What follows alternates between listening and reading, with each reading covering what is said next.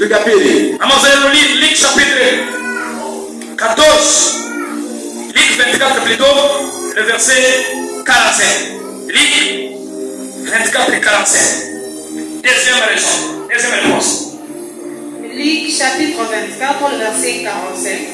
Alors il leur ouvrit l'esprit, afin qu'ils comprisent les Écritures. Amen. Amen. Deuxième raison. Deuxième réponse à la question de Gédéon. Pourquoi toutes ces choses nous sont-elles arrivées? Parce que il ne comprenait pas la parole de Dieu.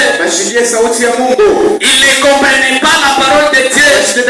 Aujourd'hui l'église, les gens ne comprennent pas la parole de Dieu. Les gens ne comprennent pas la parole de Dieu. Qu'est-ce que veut dire comprendre? Il y a la différence entre entendre et comprendre. Il y a la différence entre entendre et comprendre. Entendre c'est quoi? Entendre c'est quoi? C'est faire parvenir un bruit à l'oreille. Quand un bruit arrive à l'oreille. Quand un bruit arrive à l'oreille. Quand un son arrive à l'oreille. Les tympans entendent. Les tympans entendent un bruit, un son, une parole, une voix qui parvient à l'oreille. Maintenant comprendre, ce n'est pas entendre.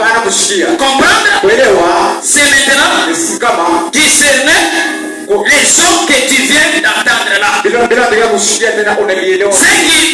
qui t'est parvenu à l'oreille. Maintenant, tu discernes. Qu'est-ce que ça veut dire? Qu'est-ce que ça demande? Qu'est-ce que ça cherche? C'est pourquoi, comme les enfants d'Israël, ils ne comprenaient pas. Et ils entendaient. La parole arrivait. Tel que nous la parlons, ça arrive à tes oreilles. C'est comme ça que les enfants d'Israël aussi, la parole arrivait, mais ils ne l'entendaient pas. Entendre, c'est discerner et chercher à mettre en pratique. Que Dieu vous bénisse. Troisième réponse. Ça se trouve dans Ésaïe chapitre 28, le verset 23.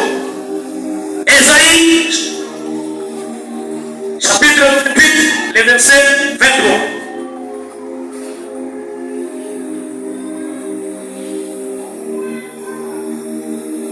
Ésaïe 28, 23. Ésaïe chapitre 28, le verset 23. Prêtez l'oreille et écoutez ma voix.